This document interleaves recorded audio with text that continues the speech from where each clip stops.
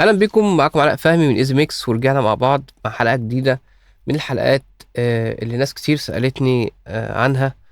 وهي ازاي نطلع جوده صوت حلوه واحنا بنسجل، او ازاي الناس المحترفه بتسجل وبتطلع بنتائج زي اللي بنسمعها في الشغل الاحترافي يعني. ايه السر؟ يعني هل في حاجه معينه ممكن نعملها عشان نطلع بجوده كويسه؟ والفيديو ده انا هخليه يعني هتكلم بشكل واسع عشان يكون مناسب لفئات كتيرة. الناس سواء الناس مثلا اللي بتغني وبتسجل في الاستوديو، او المعلقين الصوتيين، او اليوتيوبرز، او اي حد بيسجل صوت عموما. فخلينا نتكلم عن فكرة تسجيل الصوت وازاي نطلع بجودة عالية. ونشوف ايه الحاجات اللي انا محتاج اظبطها عشان اقدر اطلع بنتائج حلوة. فأول حاجة احنا هنقسم الناس اللي بتسجل لنوعين. نوع بيأدي او بيقدم اداء فني، ونوع تاني بيتكلم عادي. فالنوع اللي بيتكلم عادي زي اليوتيوبرز، زي البودكاسترز، كل الناس اللي بتتكلم مش بتغني، مفيش اداء فني، مفيش تعليق صوتي كده يعني مش محتاج الصوت، مش محتاج الخامة. فبالنسبة للفئة دي يعني دول ايه؟ احنا هنتكلم عن اول نقطة، فدول يستثنوا من هذه النقطة، يعني اللي هي اول نقطة اللي انا هتكلم عنها دي. دول بره الحتة دي. لكن اول نقطة هتكلم عنها هي خاصة بالناس اللي بتقدم اداء فني، زي مثلا المعلقين الصوتيين. مش اي حد ينفع يكون معلق صوتي، لازم يكون خامة صوته كويسة. مش اي حد ينفع يغني او يقرأ قرآن او اي اداء صوتي فيه جمالية يعني. فمش اي حد ينفع يعمله. طيب. فاول حاجة، يعني اول نقطة محتاجين نظبطها بالنسبة للناس اللي بتقدم اداء فني جمالي، هي ان الصوت نفسه يكون حلو. ودي نقطة بتغيب عن ناس كتير، آه، رغم انها بديهية جدا يعني بلاقي مثلا الناس تبعت لي، فيقول لي يا باشمهندس انا عايز اعمل مثلا معلق صوتي، انا عايز يبعت لي ريفرنس او تراك يعني او صوت، يقول انا عايز اعمل زيه. طيب اقول له طب ابعت لي صوتك، اسمع صوتك. فاجي اسمع صوته، اللي مختلف تماما عن خامة الصوت اللي هو بعتها لي. ف... فلازم اول حاجة يبقى الخامة بتاعتك خامة يعني قريبة، او من نفس النوع بتاع الريفرنس بتاعك، او الحاجة اللي انت عايز تقلدها او توصل لها. فعشان مثلا تجيب لي صوت رخيم غليظ، صوت قوي واللي فيه اداء متدرب كويس، وصوتك انت اصلا رفيع مثلا ومش متدرب ومش عارف تطلع مخارج الحروف والكلام ده كله، ده بالنسبه للمعلقين الصوتيين يعني. فانت عمرك ما هتعرف توصل للاداء ده او للجوده دي، حتى لو انت معاك احسن مايك او مسجل في احسن استوديو او الكلام ده. فطبعا احنا هنتكلم نقطه نقطه، يعني انا هاخدها لكم واحده واحده كده. فاول حاجه محتاجين نظبطها الاداء الصوتي. طيب، بالنسبه برضو نيجي نطبق ده على المطربين مثلا او المنشدين او قراء القران او ايا كان. يجي يقول انا عايز صوتي يبقى زي ده. واحد بيقرا قران مثلا، انا عايز صوتي يكون زي فلان، الميكس يكون زي ده. طيب سمعني صوتك، الاقي صوته مختلف تماما، يعني بعيد كل البعد عن اللي هو عايزه. يعني انت عايز صوتك زي فلان ده، يبقى انت اديني اداء زيه، يعني نفس الاداء يكون قريب، يكون نفس المقام، نفس يعني نفس الطريقة، نفس طبقة الصوت، عشان نقدر نطلع بنتيجة زي اللي انت عايزها. ينفعش انت تكون مأدي بطريقة مختلفة تماما عن اللي انت جايبها في الريفرنس وتقول انا عايز ابقى زيه. لا، عايز تبقى زيه يبقى لازم تبقى زيه، يعني عايز تبقى زيه يبقى لازم تديني اداء زيه. طيب، يبقى دي اول نقطة. الخامة. اول نقطة اهم حاجة خامة الصوت. يعني لازم تظبط صوتك الاول. طبعا في حاجات ينفع تعدي يعني تحسنها، وحاجات لا. يعني اولا لازم يكون الخامة اللي ربنا خلقها عندك تكون حلوة. تمام. وبعد كده انت تقدر بقى تطورها بالتدريب. تمام كده. فتشتغل على الاداء.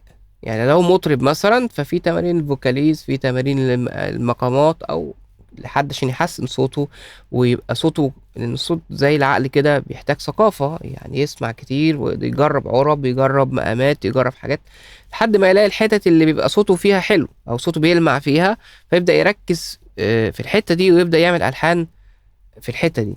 طيب، يبقى دي أول نقطة محتاجين نظبطها احنا بنسجل الصوت، الأداء. اقعد جرب مع نفسك، سجل بكذا مقام، سجل بكذا طريقة، وشوف صوتك حلو في أنهي حتة، واعتمد الحتة اللي تبقى حلوة، يعني الحتة الحلوة هي دي اعتمدها، دي تبقى هي دي الايه اللي انت تشتغل بيها او تغني بيها. مقام مقامين هم دول اللي تغني عليهم. لو صوتك حلو في المقامين دول او في الطبقتين دول، خلاص اشتغل على الحتة دي. في ناس بيبقى عندها صوتها حلو في كذا مقام وفي كذا ستايل، يعني اوكي. في ناس بيبقى صوتها محدود في حتت معينة، فخلاص انت ركز على اللي انت حلو فيه.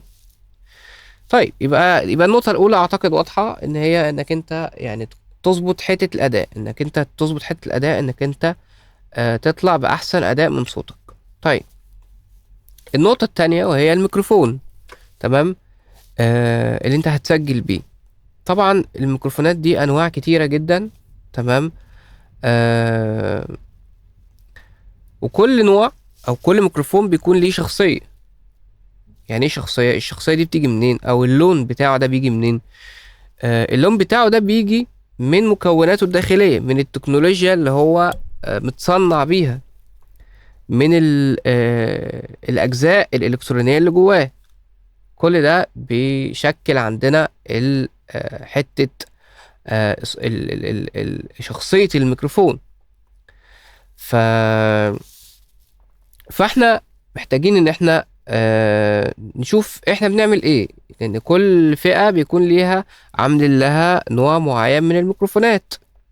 يعني مثلا الناس بتاعت البودكاست او اليوتيوبرز او كده، بيبقى عاملين لهم مثلا ميكروفونات كده بتبقى كوندنسر، وبتكون مش غالية قوي، وبتكون يعني الماركة بتاعتها كمان بتبقى مش ماركة معروفة قوي، يعني حاجات كده ايه، مش اقدر اسميها شعبي يعني، مثلا أو حاجة زي كده، بتكون تمنها رخيص شوية وبتكون كوندنسر. طيب، تعال نفهم الأول بس بسرعة كده سريعا أنواع الميكروفونات ايه. احنا عندنا الميكروفونات بتنقسم لديناميك وكوندنسر. الديناميك ميكروفون ده ميكروفون بيكون مناسب لو انت بتغني في حفلة، فمش عايز، انت عايز الميكروفون يلقط صوتك انت، لكن ما يلقطش الاصوات البعيده، يعني الاصوات ما يلقطش صوت مثلا الفرقه اللي وراك ولا صوت الجمهور وكده، يبقى صوتك انت بس اللي في فوكس عليه. فده الديناميك ميكروفون ده بيحقق لنا الهدف ده. تمام. لو في مثلا دوشه عاليه قوي وحواليك وانت بتسجل، فانت عايز الميكروفون يلقط صوتك انت، ما يلقطش الدوشه، يبقى مركز اكتر على صوتك، فالديناميك ميكروفون بيكون مناسب لده. آه طب هو ليه مناسب لده؟ طبعا دي قصة كبيرة، بس باختصار شديد، عشان الديناميك ميكروفون بيكون مكوناته الداخلية آه يعني ما بتتحركش بسهولة، ما بتستجيبش، الاستجابة بتاعتها ما تبقاش سريعة ولا يعني تبقاش دقيقة قوي، يعني بتبقى ايه، عارف، انت بتركز على الصورة العامة، هي بتسجل كده بتركز على الحاجات الصوت قريب منها بس، هي دي اللي بتتفاعل، المكونات الداخليه للديناميك ميكروفون بتتفاعل مع الصوت القريب منها بس، ما بتتفاعلش مع الاصوات الابعد شويه. طيب، فالديناميك ميكروفونز بيكون ليها استخدامات برضو. مثلا لما تيجي تسجل درامز مثلا، فانت عايز الديناميك ميكروفون يسجل صوت الكيك، ما يسجلش صوت السنير، يبقى في عزل شويه، يعني نسبه عزل. كده كده هيسجل طبعا، يحصل تسريب في التسجيل، بس كده كده ايه، بنستخدم جيتس وحاجات عشان نشيل الاصوات اللي بتتسجل. يعني انت بتسجل الكيك فبتسجل حبه من السنير، بتبقى نسبه بسيطه فتقدر تشيلها بسهوله في الميكس، يعني ده لو انت بتسجل طبعا درامز لايف، ده ما بيحصلش دلوقتي يعني. فالديناميك ميكروفون ليه استخداماته خلاص كده، وهو زي ما قلنا بيكون ما بيمثلش، ما بيعملش تمثيل صوتي دقيق لصوتك، هو بيسجل وخلاص، بس بيسجل ايه بقى؟ بيسجل الاصوات العاليه، الاصوات اللي جنبه، يعني فاهم. طيب، بعد كده ده طبعا تقدر تستخدمه في البيئة الغير معالجة، انت مثلا مش معالج الغرفة عندك في دوشة حواليك بتاع الكلام ده كله، فبيكون مناسب للحالات دي، بس مش بيديك احسن اداء، يعني مش بيديك احسن تفاصيل، ما بيسجلش التفاصيل. هي اصلا جواه المكونات بتاعته مكونات قايمة على نقول دايناميك ميكروفون. فدايما فكرة عارفين برضو فكرة الديناميك، او هديكم مثال بسيط زي مثلا العجلة والموتوسيكل، ده الديناميك ميكروفون والكوندنسر ميكروفون. فالديناميك ميكروفون ده بيكون ايه؟ يعني زي العجلة كده، انت لازم برجلك تقعد ايه، تسوق عشان العجلة تتحرك، فبيعتمد على الدينامكس الحركة يعني. المكونات الداخلية بتاعته بتشتغل بالطريقة دي، المغناطيس بيبدأ المجال المغناطيسي هو اللي بيحرك الدنيا. على عكس الكوندنسر ده بيعتمد زي الموتوسيكل كده مثلا، بيبقى حاجة ايه، ما انت مش ما بيبقاش فيها حركة زي بيعتمد اكتر على مثلا المحركات والبنزين وكده. فزي كده الكوندنسر برضو بيعتمد على الكهرباء، مش بيعتمد على المغناطيس والكلام ده، فبيكون دقيق يعني، بيلتقط الصوت بدقة اعلى وبجودة اعلى. طيب، يبقى احنا عندنا يبقى انت عشان تسجل صوت، يبقى انت صوتك حلو عايز تسجله بأعلى جودة، فهنجيب ميكروفون كوندنسر مش دايناميك. تمام. في طبعا ميكروفونات دايناميك بتكون كويسة، وفي ناس بتحب تسجل بدايناميك، بس دي احنا مش بنتكلم بقى على الايه، على الاكسبشنز، يعني مش بنتكلم على الاستثناءات او التفضيلات الشخصية والكلام ده، انا بتكلم على الايه، الستاندرد، الحاجة اللي هي ايه، المعروفة يعني. هتجيب كوندنسر ميكروفون، فده اللي هيسجل لنا الايه، الصوت بجودة عالية. طبعا في انواع تانية زي التيوب ميكروفون، زي الريبو ميكروفون. فدي انواع تانية بتستخدم يعني تقنيات مختلفة في التقاط الصوت. بس احنا بنبدأ بالكوندنسر، يعني ده البداية بتاعتنا. بعد كده مثلا عايز حاجة تديك تفاصيل اكتر، او تديك دفء اكتر في الصوت، فبيبقى عندنا مثلا التيوب ميكروفون. لو انت عايز دقة عالية جدا في التقاط الصوت، فبيبقى عندنا الرايبون ميكروفونز. يعني الرايبون عموما سواء ميكروفونز او السبيكرز بتكون دقتها عالية جدا في انتاج الصوت او في تسجيل الصوت، يعني في الحالتين بيبقى التكنولوجيا نفسها بتاعتها بتكون دقيقة جدا في تمثيل الصوت، يعني في انتاجه او تسجيله. بس ما علينا، مش عايزين نخش في تفاصيل كتيرة قوي. فهنقول كوندنسر ميكروفون. يبقى احنا عندنا اول حاجه صوتك يكون حلو، متدرب كويس، مختار احسن مقام، مختار احسن اداء ليك. ثانيا يجي الميكروفون، يكون كوندنسر ميكروفون. تمام. طيب، الكوندنسر ميكروفون هنلاقي بقى فيه انواع كتيره وشركات كتير.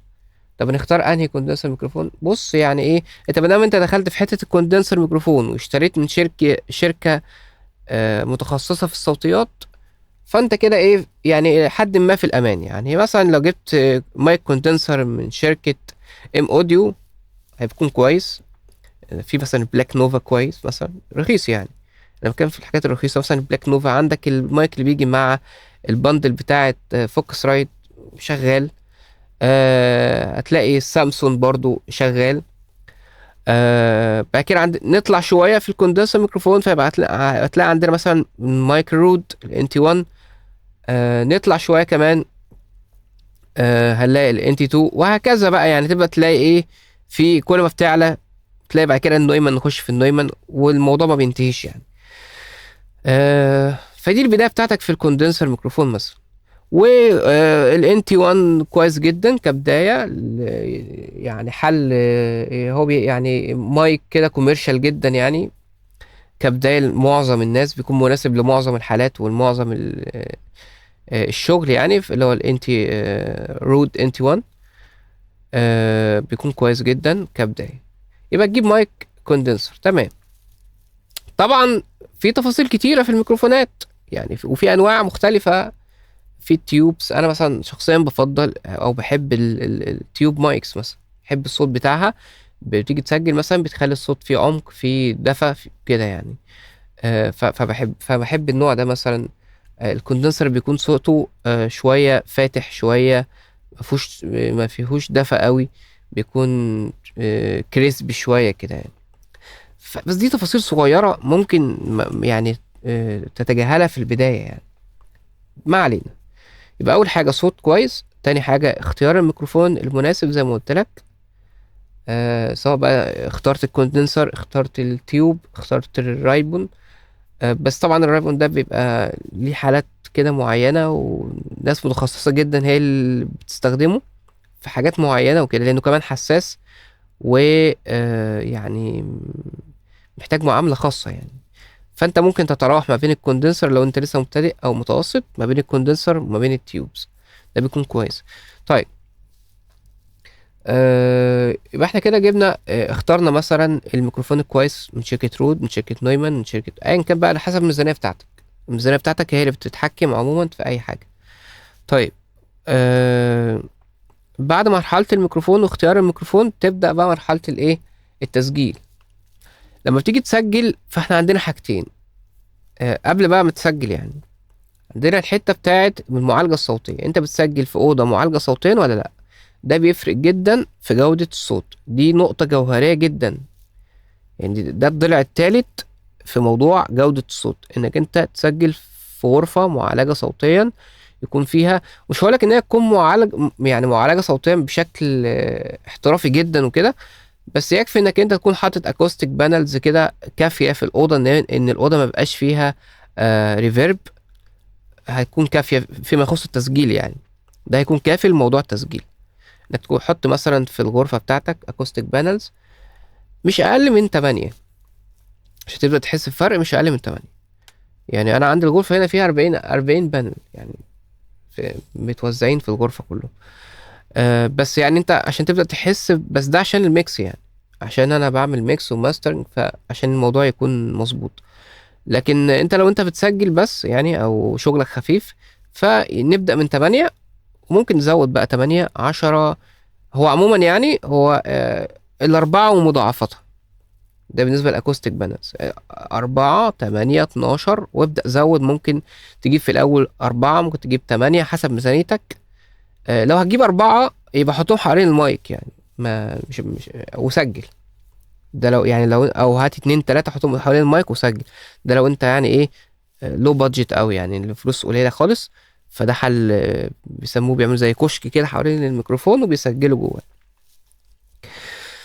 قدرت تتعالج مثلا، ممكن تجيب 8 تجيب 12 وهكذا. كل ما بتزود طبعا بيمتص الصوت اكتر. لو ما عندكش امكانيه انك تجيب الاكوستيك بانلز، حاول تسجل في غرفه يكون فيها اساس كتير، يكون فيها يعني يكون فيها مثلا انتريه، اوضه النوم مثلا فيها سراير وفيها مراتب وحاجات كده. ده بيمتص الصوت وبيخلي صوتك انت يكون التسجيل يركز على صوتك انت، ما يسجلش الانعكاسات اللي بتنعكس من الجدران في الغرفة يعني. ف... فدي نقطة، دي النقطة التالتة عندنا المهمة جدا، وهي انك انت تسجل في غرفة معالجة صوتية. دي نقطة جوهرية جدا ومهمة جدا. طيب، رقم 4، انت بتسجل لازم تسجل صح. طيب، طبعا برضو ده فيه تفاصيل كتير، بس هنحاول نكون ملخصين شوية. آه، انت بتسجل ما ينفعش تكون بعيد خالص عن الميكروفون، تمام، ولا تكون قريب قوي من الميكروفون. لو انت قريب جدا من الميكروفون زي كده مثلا، هيبدأ الصوت يبقى فيه حرف البي والحاجات اللي زي كده، هتبدأ تعمل لك مشاكل. تمام. ولو انت بعيد قوي والغرفة يعني انت كل ما بتبعد عن الميكروفون، هتلاقي الموضوع بقى ايه، الميكروفون بيلقط الامبيانس، صوت الأوضة مش صوتك. حتى لو متعالجة، فهو بيلقط صوت الأوضة مش صوتك يعني، صوت الأوضة أكتر من صوتك. احنا عندنا الصوت بيبقى فيه جزئين، اللي هو الدايركت ساوند والريفلكتد ساوند. فانت دايما محتاج الميكروفون يركز على الدايركت ساوند، اللي هو صوتك انت، مش الصوت المنعكس، او صوت المكان يعني. فالمسافة يعني المسافة اللي هي الآمنة، يعني ان انت بتعمل زي شبر كده ما بينك وبين الميكروفون وبتبدأ تسجل. وبتستخدم طبعا البوب فلتر عشان خاطر يقلل الحروف الانفجارية في الكلام يعني. طيب، على البرنامج بتبدأ تظبط برضو الفيو ميتر. بتستخدم حاجة اسمها فيو ميتر، بتحطها على القناة اللي انت هتسجل عليها في البرنامج بتاعك، وبتبدأ تظبطه ان هو يكون مثلا اقل من الصفر، 1 او 2. ولما صوت اعلى حته في الصوت مثلا لا تتعدى الواحد على الفيو ميتر. تمام. طيب، وبالشكل كده يعني لو انت تبص بعينك كده على الويفا هي بتتسجل، ما تبقاش ضعيفه خالص ولا تبقى كبيره قوي. تمام، يعني هي تكون متوسطه في النص كده، او اقل من المتوسطه بشويه. يعني انا بحاول ايه اديك يعني حاجات تقريبيه كده، حتى لو انت مش متعمق قوي او كده. يبقى انت تظبط المسافه بينك وبين الميكروفون. تمام. تظبط الفيو ميتر على البرنامج. تظبط صوتك على الفيو ميتر يعني. او زي ما قلت لك بالنظر كده، يعني جرب تسجل كده وخلي صوتك شكل الويفا ما يبقاش كبير قوي ولا صغير خالص خط كده، لا يبقى في النص كده، يعني اقل. يعني اقل هي تبقى اقل شويه من الصوت لما يكون من شكله مليان كده، اقل سنه عن كده.